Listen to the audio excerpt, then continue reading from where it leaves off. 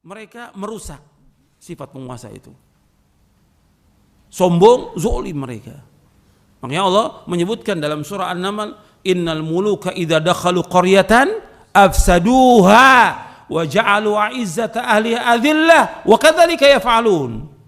Kadzalika yaf'alun menunjukkan lil istimrar. Sesungguhnya raja-raja, penguasa-penguasa, idza dakhalu qaryatan, kalau masuk di satu tempat, satu desa, satu kota, afsaduha.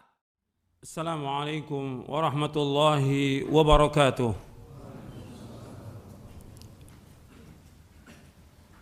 Innal hamdalillah nahmaduhu wa nasta'inuhu wa nastaghfiruh wa na'udzu billahi min shururi anfusina wa min sayyiati a'malina. Man yahdihillahu fala mudilla lahu wa man yudlil fala hadiya lahu. Asyhadu an la ilaha illallah wahdahu la syarika lahu wa asyhadu anna Muhammadan abduhu wa rasuluh. Ya ayyuhalladzina amanu taqullaha haqqa tuqatih wa la tamutunna illa wa antum muslimun. Ya ayyuhan nasu taqu rabbakumul ladzi khalaqakum min nafsin wahidah wa khalaqa minha zawjaha wa batha minhuma rijalan katsiran wa nisaa'a wattaqullaha alladzi tasaaluna bihi wal arham innallaha kana 'alaikum raqiba. Ya ayyuhalladzina amanu taqullaha wa qulu qawlan sadida yuslih lakum a'malakum wa yaghfir lakum dhunubakum wa man yuti'illaha wa rasulahu faqad faza fawzan 'azima. Amma ba'du fa inna asdaqal hadithi kitabullah wa khairal hadi hadi Muhammadin sallallahu alaihi wa ala alihi wa sallam wa syarral umuri muhdatsatuha wa kullu muhdatsatin bid'ah wa kullu bid'atin dhalalah wa kullu dhalalatin finnar. Kepada seluruh kaum muslimin dan muslimat yang mudah-mudahan dirahmati oleh Allah Ta'ala, dalam kesempatan kajian kita pada hari ini saya akan bahas satu hadis Nabi SAW yang mudah-mudahan bermanfaat untuk kita semuanya. Dan hadis ini banyak kaitan dengan hadis yang lain yang juga nanti kita akan baca syarahnya juga sebagian dari kitab atau syarah Aqidah Ahlussunnah wal Jamaah. Karena itu saya ingatkan bahwa penjelasan hadis ini harus jelas dari awal sampai akhir. Jadi jangan ada yang merekam, jangan ada yang dipotong, nanti akan menimbulkan fitnah. Jadi tolong dengarkan baik-baik, karena ini hadis dari Nabi SAW yang menjelaskan tentang keadaan kita yang ada pada hari ini dan juga apa yang harus kita lakukan sebagai seorang muslim. Hadis ini agak panjang, diriwayatkan oleh Imam Ahmad dan yang lainnya. Saya bacakan dari Musnad Imam Ahmad bin Hanbal dari juz yang ketiga di halaman 321 dan juz ketiga halaman 399. An Jabir bin Abdullah anna an-nabiyya sallallahu alaihi wasallam qala li Ka'ab bin Ujrah a'adaka Allah min imarati as-sufaha. Qala wa ma imaratu as-sufaha? Qala umara'u yakununa ba'di la yaqtaduna bihadi wa la yastannuna bisunnati faman saddaqahum bikadhibihim wa a'anahum ala dhulmihim fa ulaika laysu minni wa lastu minhum wa la yaridu alayya hawdi wa man lam yusaddiqhum bikadhibihim wa lam yu'inhum ala dhulmihim fa ulaika minni wa ana minhum wa sayaridu alayya hawdi. Ya Ka'b bin Ujrah, as-sawmu junnatun was-sadaqatu tudfi'ul khati'ata was-salatu qurbanun aw qala burhanun ya Ka'b bin Ujrah, innahu la yadkhulul jannata lahmun nabata min suhtin, an-naru awla bihi. Ya Ka'b bin Ujrah, an-nasu ghadiyani, famubta'un nafsahu famu'tiquha, wa ba'i'un nafsahu famubiquha. Sanad hadis ini sahih. Hadis ini dari sahabat Jabir bin Abdullah radhiyallahu anhu. Hadis ini sanadnya sahih dan hadis ini sahih. Hadis ini juga banyak syawahidnya. Artinya diriwayatkan dari banyak sahabat. Diriwayatkan juga dari Ka'ab bin Ujrah, diriwayatkan dari sahabat Abdullah bin Umar, dari Nu'man bin Bashir, dari Hudzaifah ibn al-Yaman, dari Khabbab bin al-Arad, dari Abu Malik al-Ash'ari, dari Abu Sa'id al-Khudri, dan juga dari Abdullah bin Mas'ud radhiyallahu anhum ajma'in. Dari sahabat Jabir bin Abdullah radhiyallahu anhu, yang saya bacakan ini dari sahabat Jabir bin Abdullah. Dan ada juga yang diriwayatkan dari sahabat Ka'ab bin Ujrah sendiri di dalam Musnad Imam Ahmad di juz yang keempat. Dari Jabir bin Abdullah radhiyallahu anhu bahwasanya Nabi sallallahu alaihi wasallam bersabda kepada Ka'ab bin Ujrah. Ka'ab bin Ujrah ini seorang Ansar radhiyallahu anhu. Nabi bersabda, "A'adakallah min imaratis sufaha." Mudah-mudahan Allah melindungi kamu dari pemimpin-pemimpin yang bodoh, dari pemerintahan yang bodoh. Qal, dia berkata dalam riwayat Musnad Imam Ahmad di juz yang ketiga di halaman 399 disebutkan, wa ma dzaka ya Rasulullah wa ma imaratus sofa. Di dalam juz yang ketiga ini halaman 321 ini disebutkan wa ma imaratus sufaha. Tapi yang di halaman 399 disebutkan wa ma dzaka ya Rasulullah. Kenapa demikian ya Rasulullah? Siapa yang dimaksud dengan pemerintahan yang bodoh itu? Nabi bersabda SAW, umara, yaitu para pemimpin, yakununa ba'di, yang mereka ada sesudah wafatku, la yaqtaduna bihadi, yang mereka tidak mengikuti petunjukku, wala yastannuna bisunnati, dan mereka juga tidak mengamalkan sunnahku.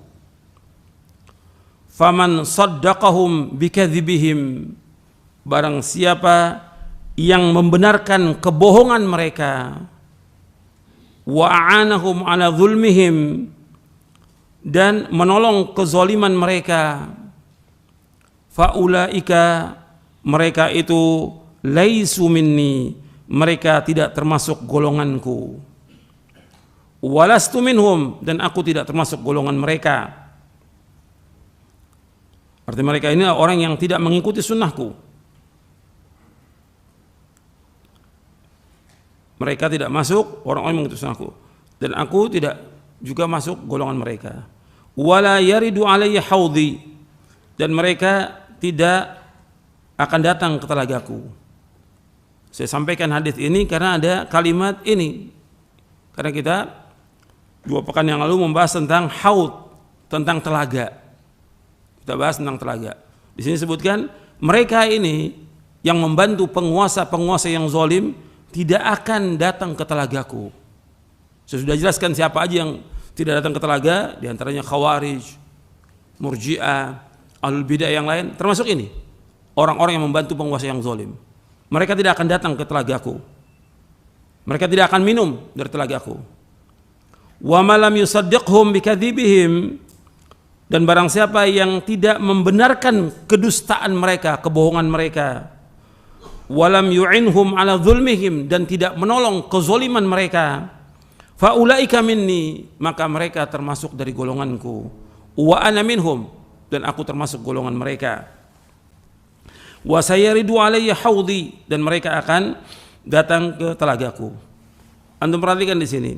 Di sini kalimatnya di dalam Musnad Imam Ahmad ini wala yaridu. Dalam riwayat yang lain wala yariduna alayya haudi. Jadi ada beberapa riwayat yang di sini, yang riwayat Imam Ahmad wala yaridu, tapi riwayat yang lain disebutkan wala yariduna alayya haudi.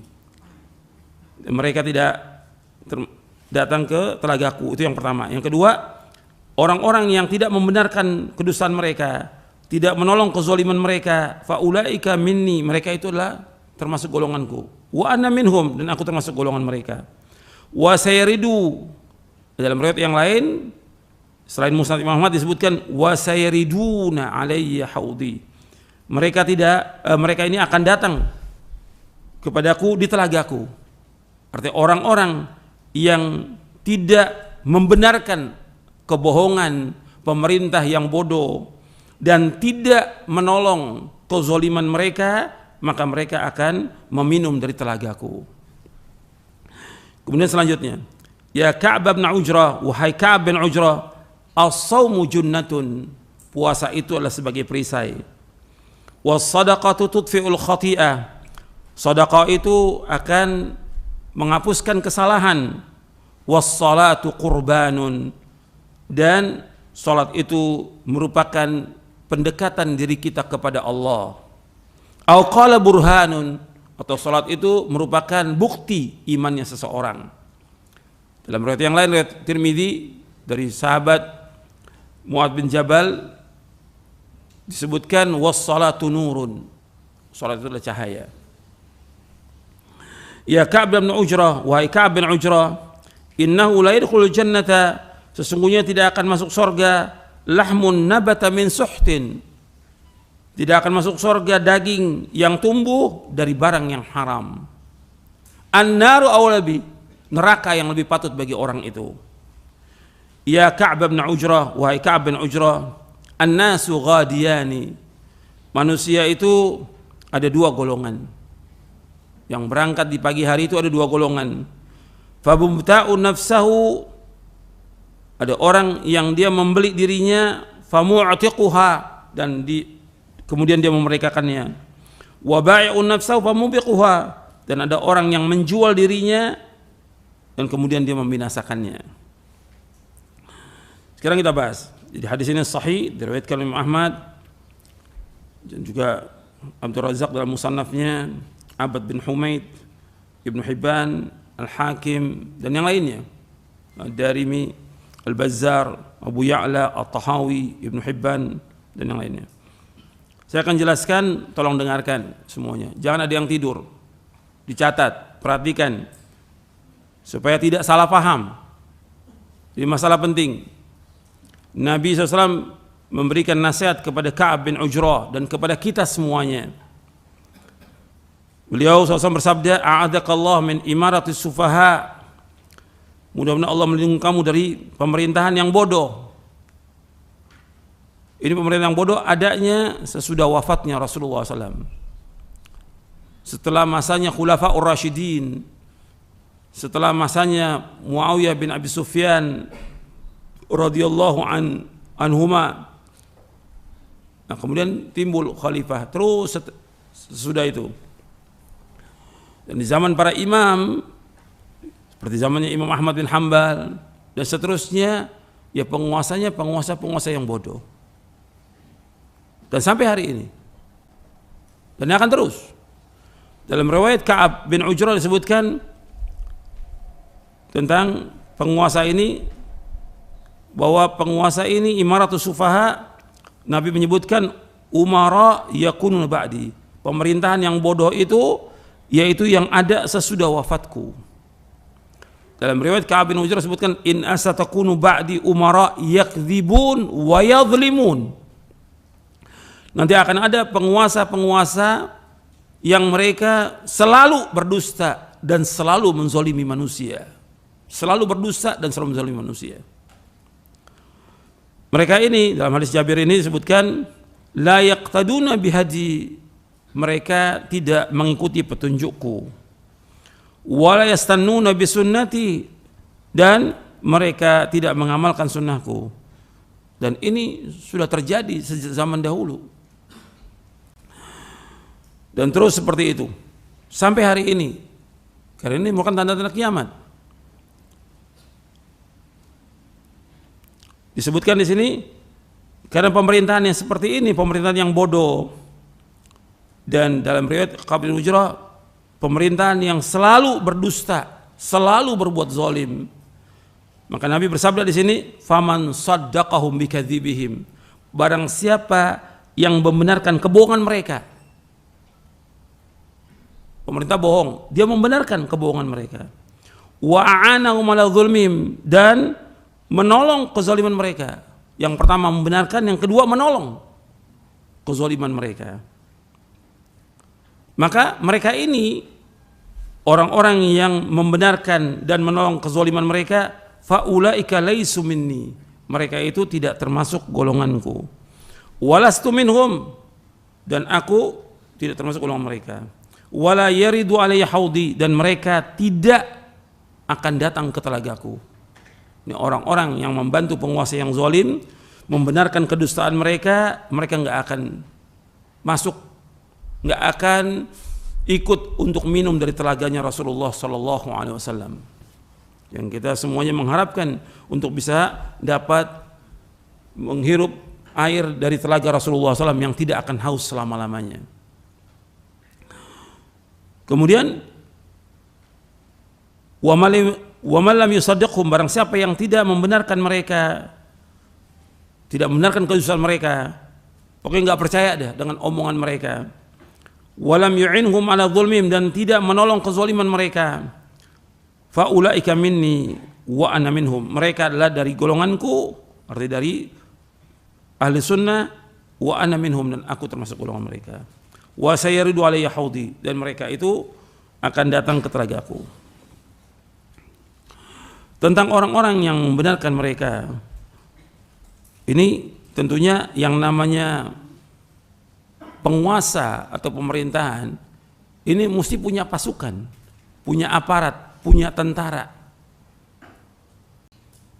Nabi menyebutkan ketika menyebutkan tentang tanda-tanda kiamat, dimasukkan oleh Dr. Yusuf bin Abdullah bin Yusuf Al-Wabil dalam kitabnya Asyratus Sa'ah, tentang tanda-tanda kiamat. Yang ini sudah kita bahas tentang kiamat, tapi rinciannya satu persatu kita belum bahas semuanya. Di antara tanda kiamat disebutkan di dalam buku Asyratus Sa'ah yang ke-14 tentang tanda-tanda kiamat yang kecil, disebutkan kathratus syurat wa a'wanu dzalama, banyaknya tentara, banyaknya polisi, dan juga oknum-oknum yang membela penguasa yang zalim.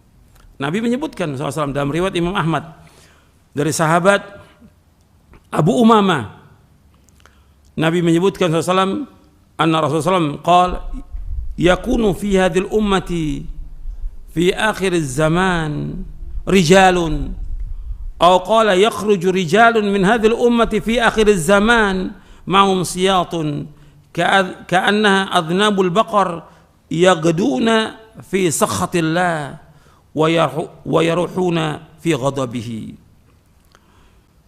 Dari Abu Umamah radhiyallahu an, bahwasanya Rasulullah SAW bersabda, nanti akan ada di umatku di akhir zaman orang-orang, atau beliau bersabda akan keluar orang-orang dari umatku ini di akhir zaman, mereka membawa cambuk bagaikan ekor sapi, yang mereka orang-orang ini yaghduna, mereka pergi di pagi hari dengan kemurkaan dari Allah, wa yarhuna fi ghadabi, dan mereka pulang sore hari dalam kemurkaan Allah. Ini diriwayatkan oleh Imam Ahmad dalam musnadnya di juz yang kelima, dan riwayat ini sahih. Begitu juga diriwayatkan oleh Imam At-Tabrani dalam Mu'jamul Kabir dari sahabat Abu Umamah radhiyallahu an, sayakunu fi akhir zaman syurtatun yaghduna fi ghadabillah wa yaruhuna fi sakhatillah. Nanti akan ada di akhir zaman syurta, artinya polisi-polisi, tentara-tentara, penegak hukum, yaghduna fi ghadabillah, yang mereka pergi di pagi hari dengan kemurkaan Allah, dengan kemarahan Allah. Wa yaruhun, dan mereka pulang sore hari fi sakhatillah, dalam kemurkaan Allah. Hadis ini disahihkan oleh Syekh Al-Albani dalam kitabnya Sahih Jami'us Shaghir dan juga dalam silsilah ahadits as-sahihah. Kemudian hadis yang lain lagi dari sahabat Abu Hurairah yang diriwayatkan oleh Imam Muslim. Nabi bersabda SAW kepada Abu Hurairah radhiyallahu an, "In talat bika muddatun aw syakta an tara qauman yaghduna fi sakhatillah wa yaruhuna fi la'natihi fi aidihim mithlu adnabil baqar." Kata Nabi kepada Abu Hurairah radhiyallahu an, jika engkau berumur panjang, nanti engkau akan melihat satu kaum yang mereka pergi di pagi hari dengan kemurkaan Allah, dan mereka pulang di sore dengan laknat Allah. Di tangan mereka ada cambuk-cambuk seperti buntut sapi. Kemudian ini riwayat Muslim, dalam riwayat Muslim. Dalam hadis yang lain yang diriwayatkan oleh Imam Tabrani dalam Mu'jamus Shaghir dari sahabat Ibnu Abbas, dan ini disahihkan oleh Syekh Albani rahimahullah. Dari Ibnu Abbas radhiyallahu anhu, qala Rasulullah SAW, yakunu alaikum umara syarrun indallah minal majus. Kata Rasulullah SAW, nanti akan ada yang memerintah kalian, yaitu pemimpin-pemimpin yang mereka ini lebih jelek di sisi Allah daripada majusi. Ini diriwayatkan oleh Imam Tabrani dalam Mu'jamus Shaghir. Maksudnya mereka ini yang membantu penguasa yang zalim, yang menolong mereka. Mereka pergi pagi hari dengan kemurkaan Allah, pulang dengan kemurkaan Allah. Makanya nggak boleh untuk membantu mereka, karena nasnya seperti ini. Orang yang membenarkan kedustaan mereka dan menolong kezoliman mereka, mereka tidak termasuk dari golongan Rasulullah, tidak termasuk pengikut dari yang mengikuti sunnah Nabi. Mereka tidak akan mendatangi telaga. Mereka nggak akan mendatangi telaga. Dan mereka ini dalam kemurkaan Allah Subhanahu wa taala. Waliyadzubillah. Karena isinya semuanya kebohongan dan juga kezoliman. Nggak boleh bantu, nggak boleh menolong.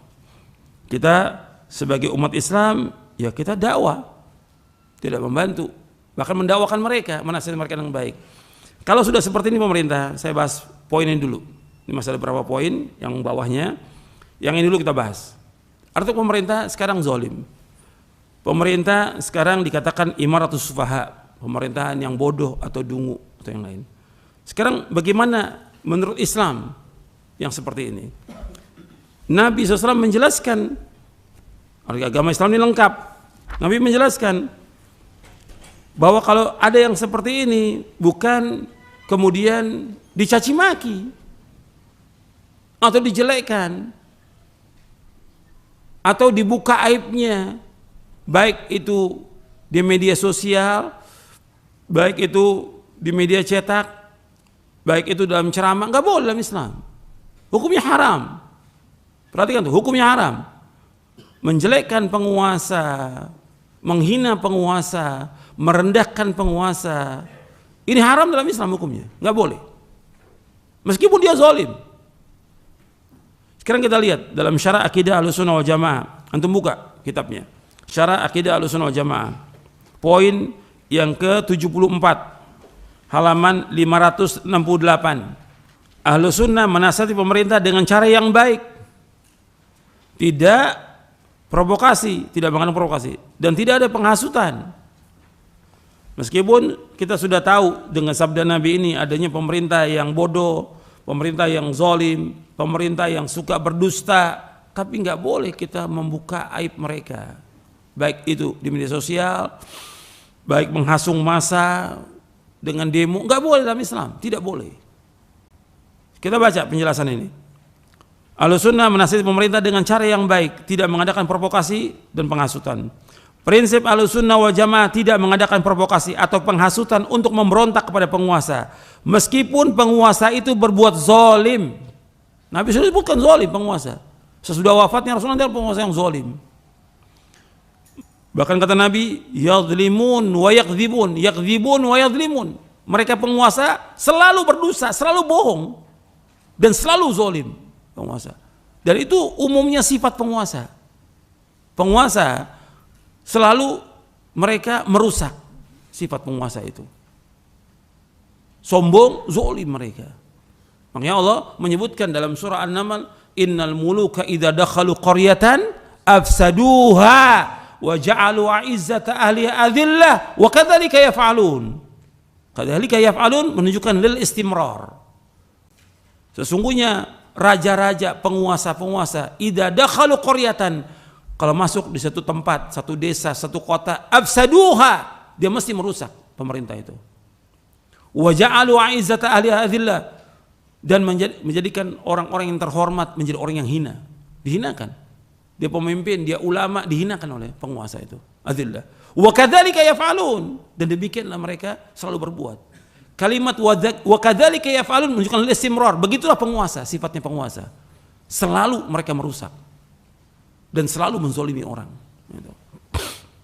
Itu Allah sebutkan dalam surah An-Naml. Kemudian saya lanjutkan di sini. Jadi prinsip Ahlussunnah wal Jamaah tidak mengadakan provokasi atau penghasutan untuk memberontak kepada penguasa, meskipun penguasa itu berbuat zalim. Tidak boleh melakukan provokasi, baik dari atas mimbar, tempat khusus, ataupun umum dan media lainnya. Sekarang kau terlihat di media sosial luar biasa. Orang ngomong tentang penguasa, nggak boleh dalam Islam, hukumnya haram, nggak boleh.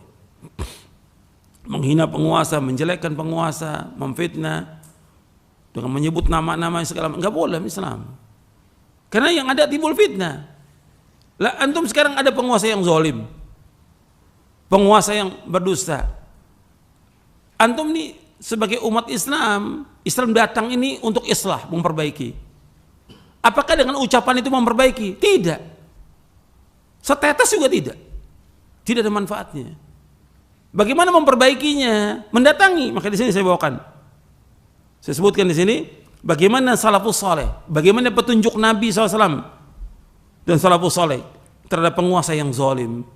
Rasulullah bersabda, "Man arada ayyan sahli dzil sultanin falyubdi alaniyatan walakin ya'khudh bi yadihi fayakhlu bihi fa in qabila minhu fadhaq wa illa kana qad adda alladhi alaihi." Barang siapa yang ingin menasihati penguasa, janganlah ia menampakkan dengan terang-terangan. Hendaknya ia pegang tangannya lalu menyidiri dengannya. Jika penguasa itu mau mendengar nasihat itu, maka itu yang terbaik. Dan bila si penguasa itu enggan, tidak mau menerima nasihat itu, maka sungguh ia telah melaksanakan kewajiban amal yang dibebankan kepadanya. Hadis ini sahih, diriwayatkan oleh Imam Ibnu Abi Asim dalam kitabnya As-Sunnah. Di situ dalam bab kaifa nasihatur ra'iyah lil wulah. Dan juga diriwayatkan oleh Imam Ahmad dalam musnadnya dan Al-Hakim dalam kitabnya Al-Musadrak dari sahabat Iyad bin Gunm. Jadi ini dalil ini. Kalau sudah dalil, kita wajib ikut. Jangan maksakan diri dengan hawa nafsu untuk memberontak atau mendemo penguasa. Nggak boleh. Nabi sudah memberikan jalan. Penguasa zalim, penguasa ini rusak, penguasa dusta, bohong dan segala macam. Bagaimana kepada kita? Kalau kita mampu, datangi penguasa itu, nasihati berdua, bukan di mimbar, bukan depan orang banyak, bukan dengan demo, bukan. Ini ajaran Rasulullah SAW yang membawa kepada kedamaian, kemaslahatan, ketenangan, kebahagiaan, dan jauh dari kekacauan. Ini nasihat. Jadi ini hadis Nabi, kita wajib ikut hadis Nabi. Kemudian selanjutnya, Ahlussunnah tidak suka dan tidak rela dengan kezaliman dan kemungkaran. Perhatikan, Ahlussunnah tidak suka dan tidak rela dengan kezaliman dan kemungkaran yang dilakukan oleh penguasa atau lainnya. Akan tetapi cara mengingkari kemungkaran yang dilakukan oleh penguasa dan cara menasihati penguasa harus sesuai dengan petunjuk Rasulullah sallallahu alaihi wasallam dan athar salafus saleh. Menjelek-jelekan penguasa, membeberkan aibnya serta menyebutkan kekurangannya, menampakkan kebencian kepadanya di hadapan umum atau melalui media lainnya dan mengadakan provokasi, hal tersebut bukan cara yang benar. Bahkan cara ini menyalahi petunjuk Nabi Muhammad sallallahu alaihi wasallam. Berdosa karena menyalahi sunnah, menimbulkan kerusakan dan bahaya yang lebih besar serta tidak ada manfaatnya. Nggak ada manfaatnya. Penguasa juga nggak mau dengar omongan orang di media sosial atau mengumpulkan massa kita menjelaskan kepada tentang jeleknya, nggak mau dengar mereka. Beda kalau datang. Antum perhatikan, orang yang paling togut di muka bumi siapa? Firaun. Paling togut, paling rusak, sudah mengatakan dia sebagai Tuhan. Tapi Allah SWT menyuruh Nabi Musa dan Nabi Harun menjelekkan Firaun atau mendatangi Firaun? Mendatangi Firaun. Allah berfirman dalam surat Thaha, "Idhaba ila fir'auna innahu tagha faqula lahu qawlan layyinan la'allahu yatadzakkar wa yakhsha." Hendaklah kalian berdua datang kepada Firaun, mendatangi penguasa. Tinggal diatur bagaimana bisa ketemu dengan penguasa, tidak dengan demo. Idhaba ila fir'auna tagha faqula lahu qawlan, katakan kepada keduanya perkataan yang lemah lembut. Mudah-mudahan dia ingat atau dia takut. Apa Firaun itu nggak ada algojonya? Apa nggak ada tentaranya? Ada tidak? Ada. Tapi tetap ditempuh oleh Nabi Musa. Hambatannya banyak, tapi berusaha bagaimana supaya bisa ketemu dengan Firaun. Ketemu dengan Firaun, dicaci maki Nabi Musa, dicela, tapi tetap disampaikan. Dikatakan gila bahkan, tapi tetap disampaikan. Ini nasihat. Kalau memang sudah nasihati nggak mau, ya sudah. Kita sudah melaksanakan kewajiban itu yang Allah firmankan dan juga disabdakan oleh Rasulullah SAW dan juga dilaksanakan oleh para salafus saleh. Apa? Pemerintah yang zalim, pemerintah yang bodoh, pemerintah yang pendusta hanya ada pada zaman kita. Zaman dulu sudah banyak penguasanya. Tapi bagaimana sikap salafus saleh? Antum lihat Imam Ahmad bin Hanbal. Imam Ahmad bin Hanbal ketika ada fitnah khalqul Quran, diingkari Imam Ahmad. Karena kita nggak boleh taat kepada ulil amri dalam berbuat maksiat kepada Allah. Antum ingat itu. Tidak boleh taat kepada ulil amri dalam berbuat maksiat kepada Allah. La ta'ata li fi ma'siyatillah, innama ta'atu bil ma'ruf. Enggak boleh taat dalam berbuat maksiat kepada Allah. Taat itu hanya pada yang ma'ruf. Ini hadis sahih Imam Bukhari. Taat itu pada hanya yang ma'ruf. Pemerintah ini membawa pemahaman Jahmiyah, Mu'tazilah, mengatakan Quran makhluk, dibantah oleh Imam Ahmad. Meskipun Imam Ahmad harus disiksa, dipenjara, disiksa, tapi sabar. Dan orang menunggu semua, karena Imam Ahmad yang hadir pengajiannya aja Imam Ahmad 5.000 orang yang hadir, nggak pakai pengeras suara, keras disampaikan oleh Imam Ahmad yang hadirnya. Bahkan kata para ulama yang lain lebih daripada itu yang hadir. Banyak pengikutnya. Tapi Imam Ahmad ketika masyarakat atau rakyat ini nunggu Imam Ahmad. Ini penguasa zalim. Nyiksa Imam Ahmad. Mereka nunggu. Apa kata Imam Ahmad? Apa yang kau perintahkan kepada kami? Melengsarkan penguasa? Memberontak? Atau bagaimana? Imam Ahmad tidak, sabar. Dan itu nasihat Nabi. Nabi SAW mengatakan nanti akan ada penguasa yang zalim. Bagaimana ya Rasulullah kami dengan mereka? Nabi mengatakan isbiru, sabar. Disuruh sabar. Imam Ahmad mengatakan kepada mereka, kata Imam Ahmad kepada mereka apa? Kalimatnya satu, adam. Darah, perhatikan darah. Kalau antum memberontak yang ada pembantaian kaum muslimin nantinya. Itu disebutkan oleh Imam Al-Khallal dalam kitabnya As-Sunnah. Dibawakan tuh riwayat bagaimana Imam Ahmad dalam kitab As-Sunnah lil Imam Al-Khallal.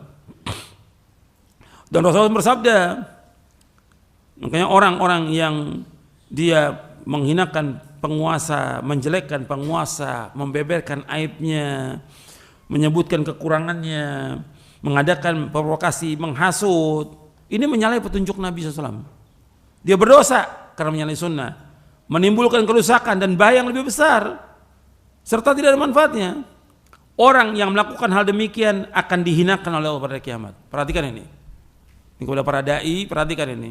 Orang yang mencela penguasa, menghinakan penguasa, maka dia akan dihinakan oleh Allah di hari kiamat nanti. Rasulullah SAW bersabda, man akrama sultanallah tabaraka wa ta'ala fid dunya akramahullahu yaumal qiyamah. Wa man ahana sultanallah tabaraka wa ta'ala fid dunya ahanahullahu yaumal qiyamah. Barang siapa yang memuliakan penguasa di dunia akan dimuliakan oleh Allah di akhirat. Dan barang siapa yang menghinakan penguasa dunia, maka Allah akan hinakan dia pada hari kiamat. Ini berkaitan dengan penguasa-penguasa yang muslim, yang mereka masih sholat. Meskipun mereka pendusta, mereka bodoh, mereka zalim, tapi kita disuruh sabar. Nggak boleh menghinakan mereka. Hadis ini hasan, diriwayatkan oleh Imam Ahmad dalam musnadnya dari sahabat Abi Bakrah dan juga dari sahabat Nufai bin Harith radhiyallahu anhuma. Imam Ibnu Abi Asim di dalam kitabnya As-Sunnah memberikan bab apa-apa yang diriwayatkan dari Nabi SAW yang memerintahkan untuk memuliakan penguasa dan melarang keras untuk menghinakannya. Nabi SAW menyuruh kita untuk bersabar terhadap kezaliman penguasa, dan dengan kesabaran itu Allah akan berikan ganjaran yang besar. Dengan kesabaran Allah akan berikan ganjaran yang besar. Beliau SAW bersabda, arti Nabi SAW bersabda, man kariha min amiri syai'an falyasbir alaihi fa innahu laysa ahadun minan nasi kharaja min sultani shibran famata alaihi illa mata mitatan jahiliyah. Barang siapa yang tidak menyukai sesuatu dari pemimpinnya, maka hendaklah ia bersabar terhadapnya, sebab tidak ada seorang manusia keluar dari penguasa lalu ia mati di atasnya, melainkan ia mati dengan kematian jahiliyah. Artinya seperti bangkai jahiliyah yang tidak punya pemimpin. Hadis ini diriwayatkan oleh Imam Muslim dan hadis yang sahih. Jadi Ahlussunnah wal Jamaah berpendapat bahwa mentaati pemimpin secara ma'ruf merupakan salah satu dasar utama akidah. Dari sini para imam salaf masukkan dalam kitab-kitab akidah. Hampir seluruh kitab akidah pasti menyebutkan dan menjelaskan tentang wajibnya taat kepada ulil amri. Ketaatan ini termasuk kewajiban syar'i atas setiap muslim, karena ini merupakan perkara asasi untuk mewujudkan stabilitas keamanan dan ketertiban dalam negeri kaum muslimin. Makanya taat itu dalam hal yang ma'ruf. Sebab Nabi bersabda SAW, la ta'ata fi ma'siyatillah, innama ta'atu fil ma'ruf. Tidak ada taat dalam berbuat maksiat kepada Allah, sesungguhnya ketaatan itu dalam hal yang ma'ruf. Itu hadisnya di halaman 571. Hadis ini sahih dari Imam Bukhari, Muslim, Abu Daud, Nasai, Ahmad dari sahabat Ali radhiyallahu an. Kemudian di poin ke-75 Allah menyebutkan tentang wajibnya taat kepada ulil amri. Allah berfirman dalam surah An-Nisa ayat 59, ya ayyuhalladzina amanu athi'ullaha wa athi'ur rasula wa ulil amri minkum. Wahai orang beriman, taatlah kepada Allah, taat kepada Rasul dan ulil amri di antara kalian. Nabi bersabda sallallahu alaihi wasallam dalam hadis yang sahih, antum lihat di halaman 572. Rasulullah SAW bersabda, alal mar'il muslim as-sam'u wa ta'atu fima habba wa kariha illa yu'mara bi ma'siyatin fa in umira bi ma'siyatin fala sam'a wala ta'ah. Wajib atas seorang muslim untuk mendengar dan taat kepada penguasa pada apa-apa yang ia cintai atau ia benci, kecuali jika disuruh untuk berbuat maksiat. Jika disuruh untuk berbuat maksiat, maka tidak boleh mendengar dan tidak boleh taat. Ini sahih dari Imam Bukhari, Muslim, Tirmidzi, Ibnu Majah, Nasai dan Ahmad dari sahabat Abdullah bin Umar radhiyallahu anhu. Dan juga dalam hadis Irbad bin Sariyah radhiyallahu an, Nabi memberikan wasiat, usikum bi taqwallah was sam'i wa ta'ah. Wa in ummira alaikum abdun habasyi. Aku wasiatkan kalian agar tetap bertakwa kepada Allah, mendengar dan taat kepada ulil amri, meskipun yang memerintah kalian seorang budak Habasyah. Jadi meskipun seorang yang dungu, seorang yang rendah, dia memimpin, tetap wajib taat. Nggak boleh menjelekkan dia, nggak boleh dalam Islam. Kemudian kita lihat sekarang ini, kalau sekarang ini pemimpinnya seperti ini yang ada di setiap zaman seperti itu, ini mesti dilihat oleh orang yang beriman dengan akalnya, dengan imannya, dengan hatinya. Dia lihat bahwa ini semua adanya kezaliman penguasa, adanya kezaliman mereka, kebohongan mereka dan yang lainnya. Ini semuanya dengan sebab kezaliman rakyatnya, dengan sebab dosa-dosa dan maksiat mereka lakukan. Sekarang adanya penguasa yang zalim itu musibah atau bukan? Saya mau tanya pada antum, adanya penguasa yang zalim, penguasa yang suka berdusta, itu musibah atau bukan? Musibah. Kalau musibah sebabnya dengan sebab apa? Dosa. Allah berfirman dalam surah Asy-Syura ayat 30, "Wa ma asabakum min musibatin fa bima kasabat aydikum wa ya'fu an katsir." Apa saja musibah yang menimpa kalian dengan sebab dosa-dosa kalian, dan Allah banyak memberikan maaf. Jadi sebabnya siapa di sini? Sebabnya siapa? Dosa kaum muslimin. Adanya penguasa yang zalim, adanya pemerintah yang zalim. Sebabnya apa? Dosanya kaum muslimin. Dosanya kaum muslimin. Jadi itu harus direnungi. Jadi mestinya memperbaiki itu dari mana? Dari penguasa atau dari rakyat? Rakyat.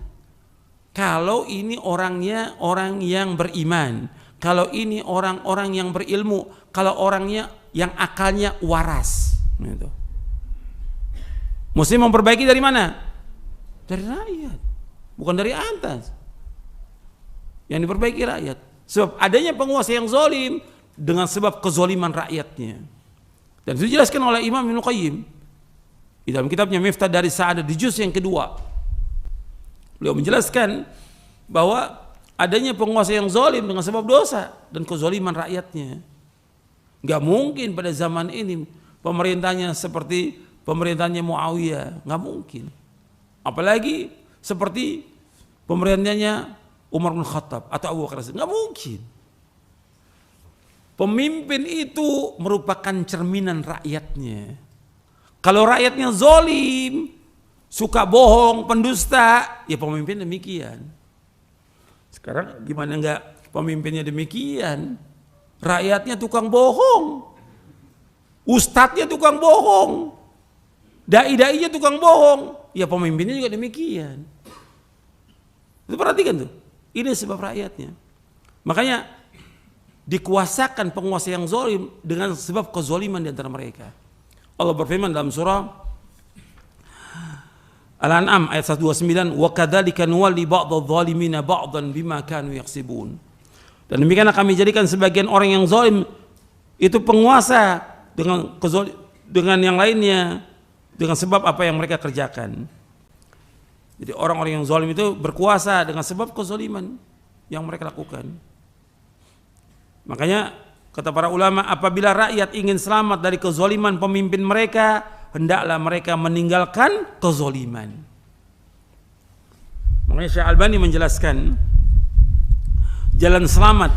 Perhatikan nih, di halaman 574. Jalan selamat dari kezaliman para penguasa yang warna kulit mereka sama dengan kulit kita, berbicara sama dengan bahasa kita.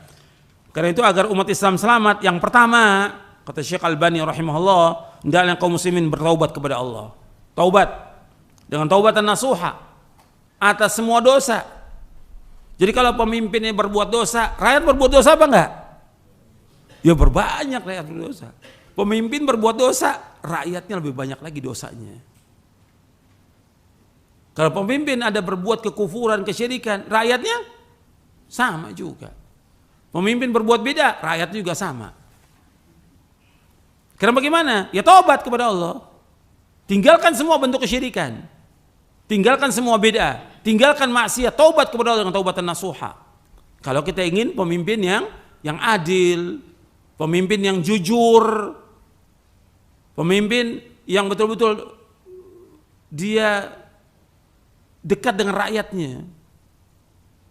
Harus dari rakyat dimulai. Taubat kepada Allah. Yang kedua, kata Syekh Albani rahimahullah, dalam mereka memperbaiki akidah mereka. Yang dimulai apa?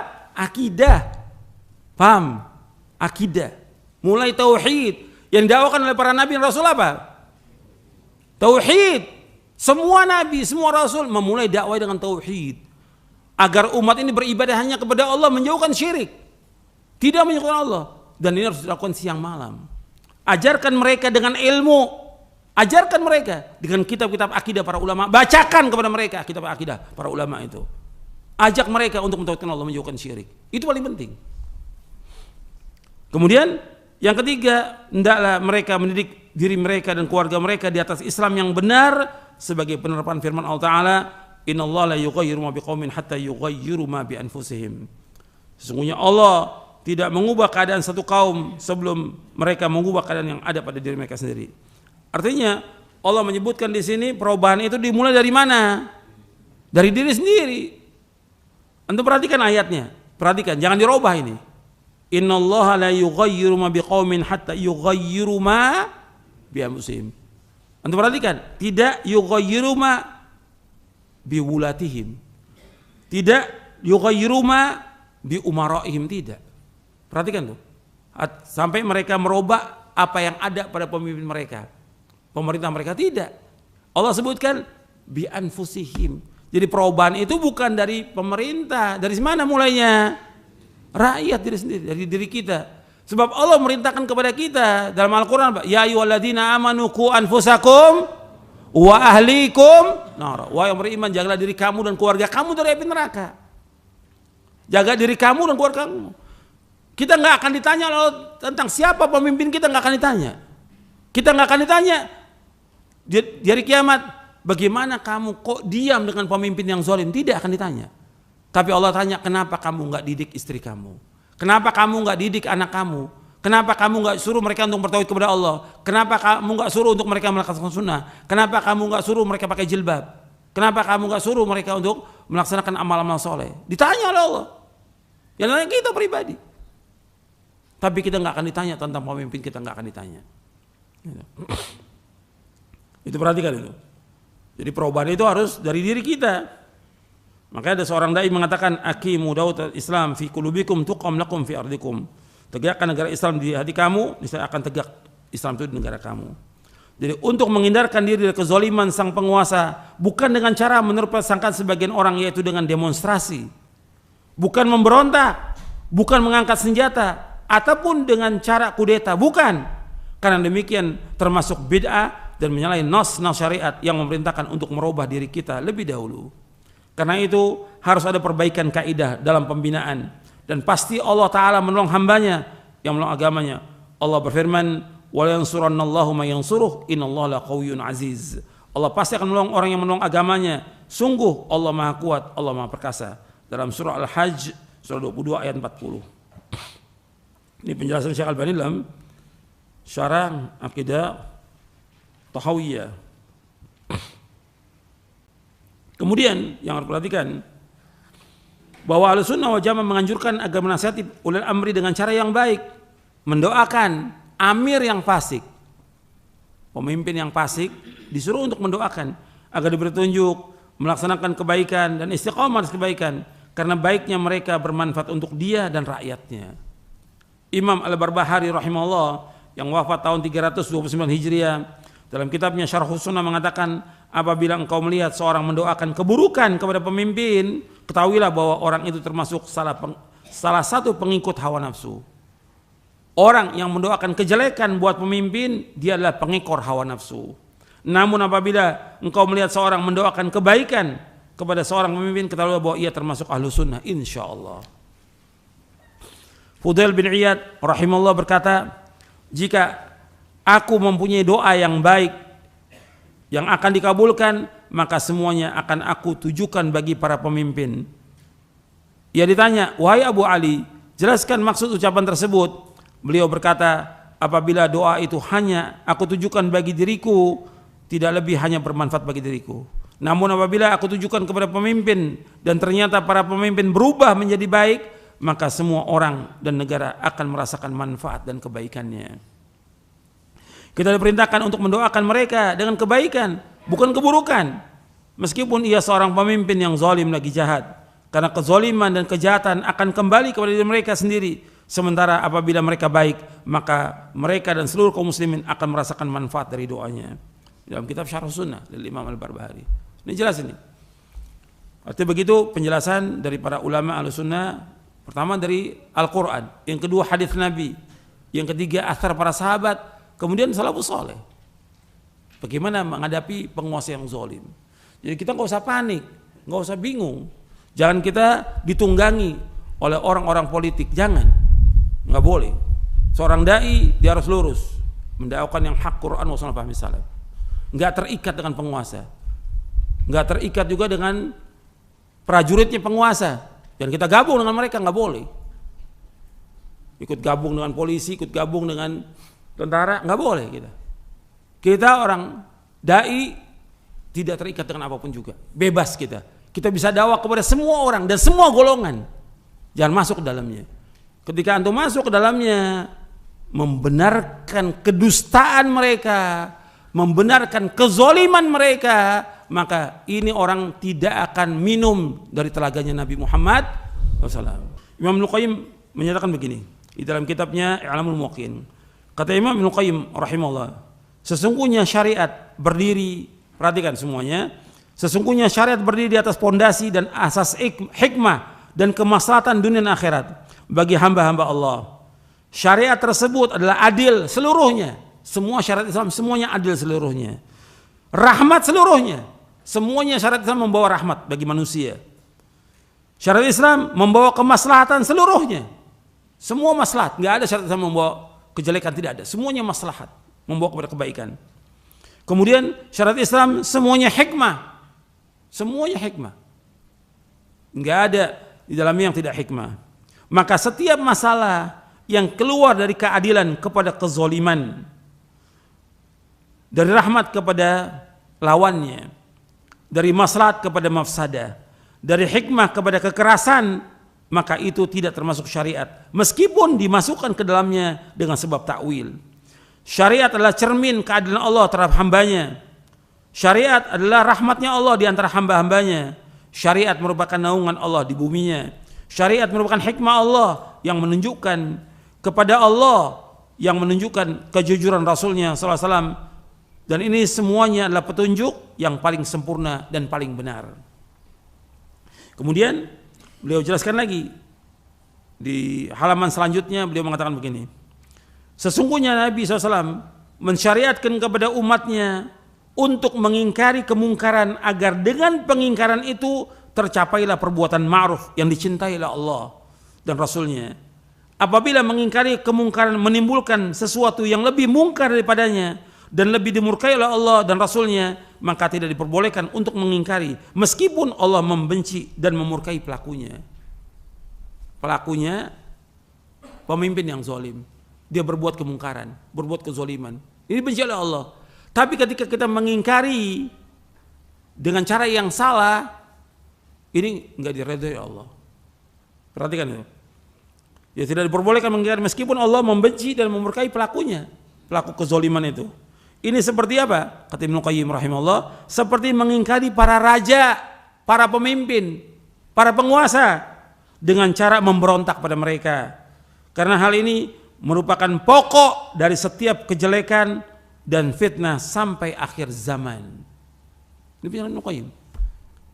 Jadi para ulama salaf itu tidak ada yang memberontak pada penguasa. Sabar, karena yang memerintahkan untuk sabar siapa? Rasulullah SAW. Sabar. Yang penting kita laksanakan ibadah kepada Allah.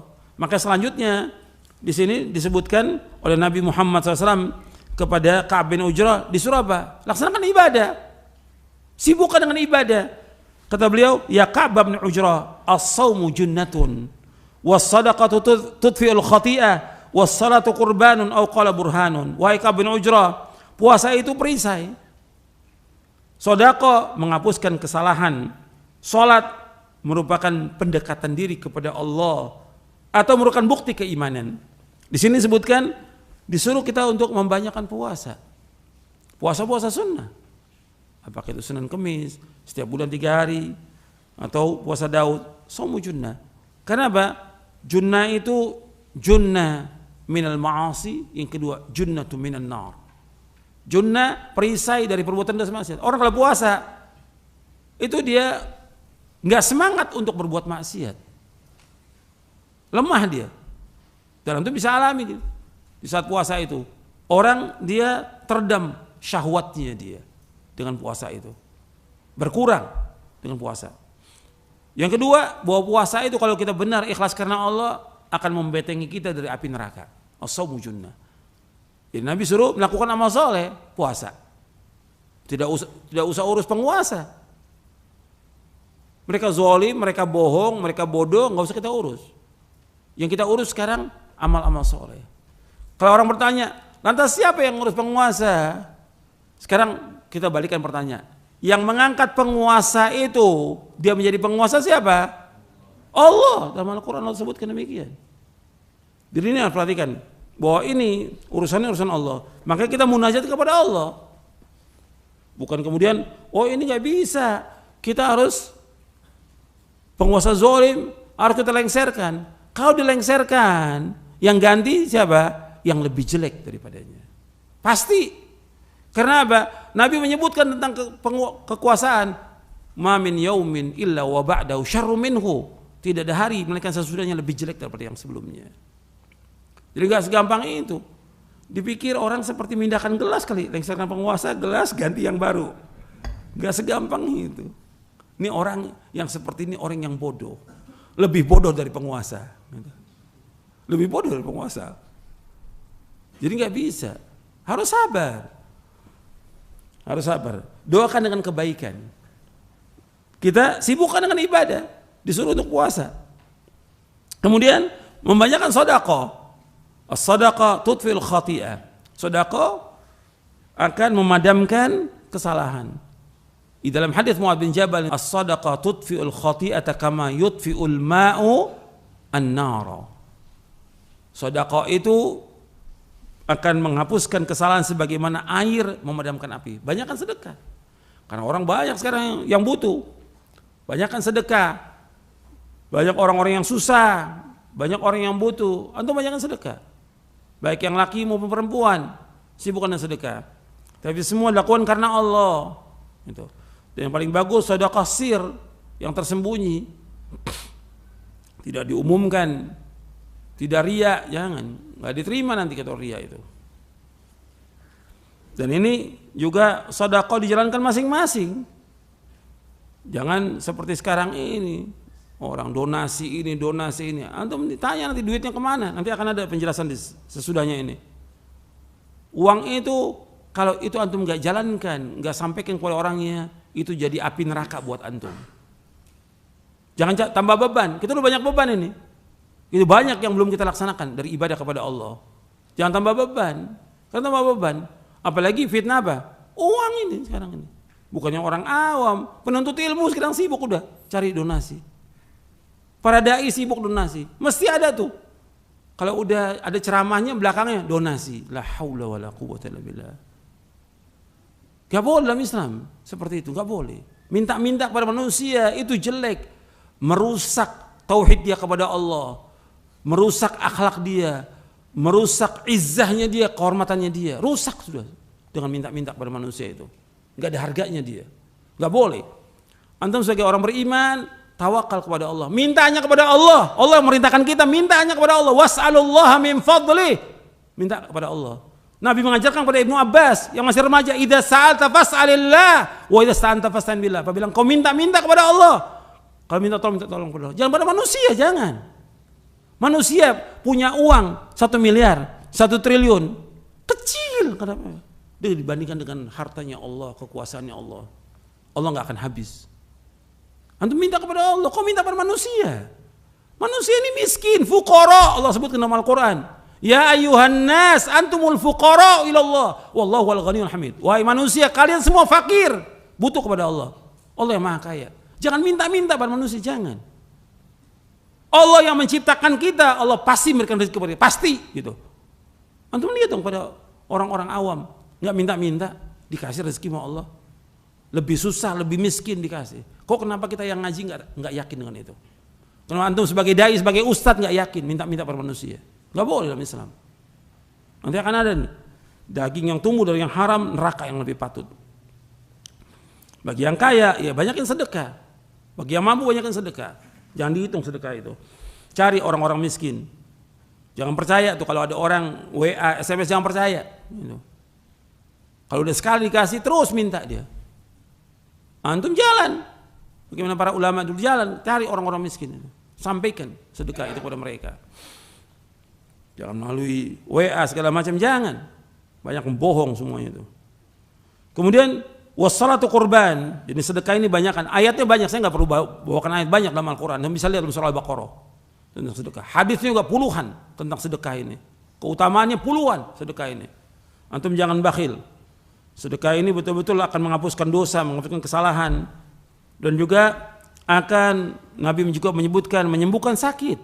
Sedekah itu juga menghindari kematian yang jelek, menjaga kita dari panasnya kubur. Sedekah ini, dan juga nanti di hari kiamat dia akan melindungi kita, menaungi kita. Sedekah ini banyak keutamaannya. Saya bahas juga dalam buku tentang sedekah.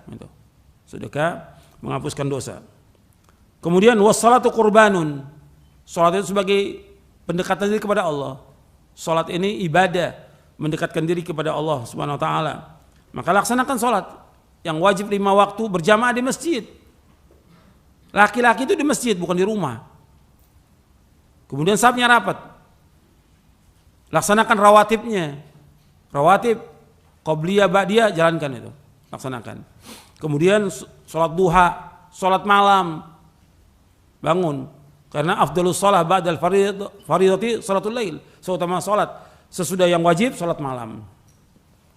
Dan juga sholat ini sebagai bukti keimanan kita. Dalam riwayat yang lain disebutkan as-sholatu nurun. Sholat itu cahaya. Kemudian Nabi bersabda lagi, ya Ka'ab bin Ujrah, wahai Ka'ab bin Ujrah, innahu la yadkhulul jannata lahmun nabata min suhtin an-naru aula bi. Wahai Ka'ab bin Ujrah, sesungguhnya tidak masuk surga daging yang tumbuh dari yang haram. Neraka lebih patut. Anda perhatikan dari kajian kita pekan yang lalu kalau nggak salah, saya sebutkan tentang pertanyaan berkaitan dengan harta. Harta itu 2. Min aina iktasaba wa fima anfaqa. Dari mana dia peroleh dan kemana dia habiskan. Anda perhatikan tuh, jangan sampai masuk ke mulut kita, ke mulut istri kita, anak kita sesuatu yang haram, jangan. Antum cari nafkah dari jerih payah antum. Jangan minta-minta pada manusia. Minta-minta pada manusia, Nabi menyebutkan apa? Suhtun, haram hukumnya. Kecuali orang yang sangat terpaksa dia, nggak punya apa-apa di rumahnya, nggak ada juga yang dijual, miskin. Kalau sekarang orang masih punya makanan dari pagi sampai sore masih ada, nggak boleh minta-minta. Kalau masih ada makanan dari pagi sampai sore nggak boleh dia minta-minta pada manusia, tidak boleh. Sekarang banyak orang minta-minta, dia jual apa yang ada, jangan minta pada manusia. Ulama salaf tuh dia jual apa yang ada, nggak minta-minta. Antum lihat Abu Hurairah, sudah saya sampaikan, yang diriwayatkan oleh Imam Bukhari, sampai pingsan, sampai dikatakan gila, diinjak. Aku nggak gila, aku lapar dari pagi belum makan. Antum lihat, nggak mau minta-minta pada manusia. Sekarang ini gampang orang minta-minta, nggak boleh, hukumnya haram dalam Islam. Ini bukan hanya orang awam yang minta-minta, penuntut ilmu, para dai minta-minta, haram hukumnya dalam Islam. Nggak boleh. Dan banyak hadisnya, orang yang suka minta-minta nggak akan ada mukanya dari kiamat nanti. Itu hadis riwayat Bukhari. Jadi daging yang tumbuh dari yang haram itu neraka yang lebih patut. Ini untuk semua ini juga hati-hati. Antum sebagai dai, sebagai ustadz, sebagai pengurus masjid, yayasan, apalagi yang lain. Antum kerja di kantor, uang itu antum lihat. Kalau bukan uang antum jangan diambil. Antum ambil bukan hak antum, neraka yang lebih patut. Daging yang tumbuh dari yang haram itu neraka. Dan Nabi sudah menyebutkan akan datang zamannya. Dalam riwayat Bukhari, Nabi menyebutkan SAW dalam hadis riwayat Bukhari, sayati ala nasi zamanun la yubalil mar'u min aina akhadal mal am min halalin am min haramin. Rawahul Bukhari. Nanti akan datang satu zaman orang nggak peduli lagi dari mana dia dapat harta itu, apakah dari yang halal atau dari yang haram. Dia nggak peduli, diambil aja harta itu. Di kenyataan sekarang ini semua diambil, yang halal haram dimakan juga oleh dia. Nggak boleh dalam Islam. Antum akan dituntut di hari kiamat ini. Dari mana harta itu? Kemudian yang terakhir Ka'ab bin Ujrah, ya Ka'ab bin Ujrah, an-nasu ghadiyani, famubta'u nafsahu famu'tiquha wa ba'i'u nafsahu famubiquha. Wahai Ka'ab bin Ujrah, manusia ini ada dua golongan. Yang pertama yang membeli dirinya, kemudian dia merdekakan. Yang kedua yang menjual dirinya dan dia memisahkan. Jadi manusia ini ada dua, yaitu yang pertama yang dia membeli dirinya dengan apa? Dengan ketaatan kepada Allah. Dia pagi hari dia keluar untuk taat kepada Allah, untuk mencari nafkah yang halal. Dia untuk melaksanakan ketaatan kepada Allah, menjauhkan maksiat. Ini dia membeli dirinya, dia merdekakan dari api neraka.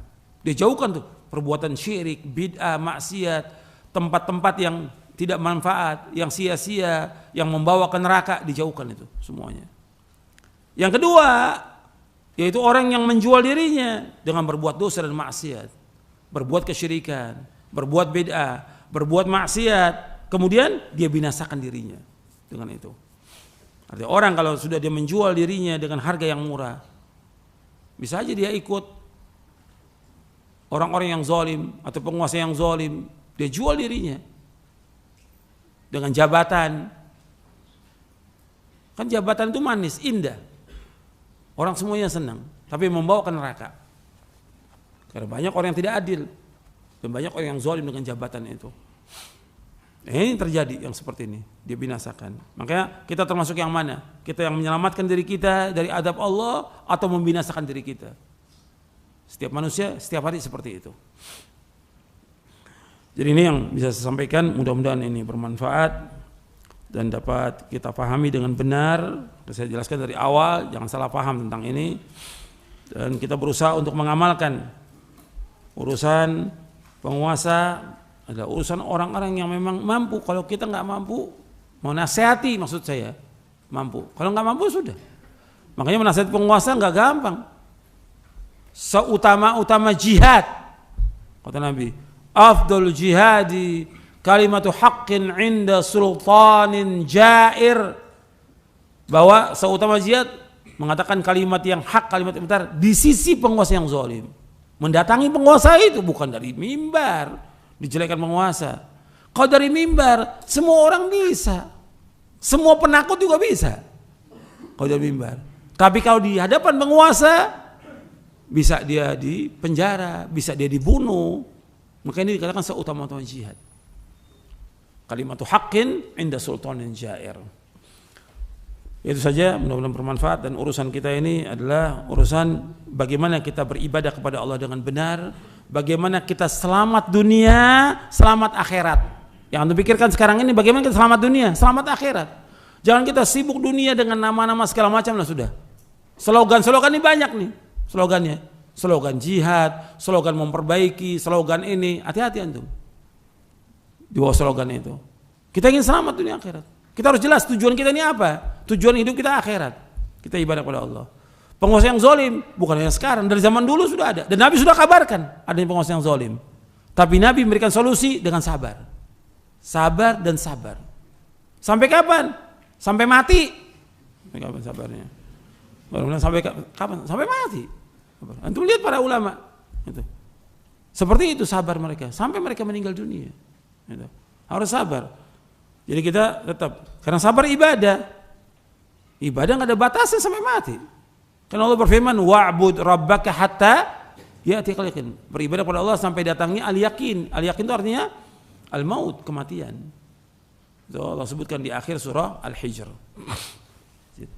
Saya pikir cukup sampai di sini kajian kita. Mudah-mudahan bermanfaat dan dapat kita amalkan. Dan kurang lebihnya saya mohon maaf. Wassalamualaikum Muhammadin sallallahu alaihi wasallam. Subhanakallahumma bihamdik asyhadu an la ilaha illa anta astaghfiruka wa atubu ilaik. Assalamualaikum warahmatullahi wabarakatuh.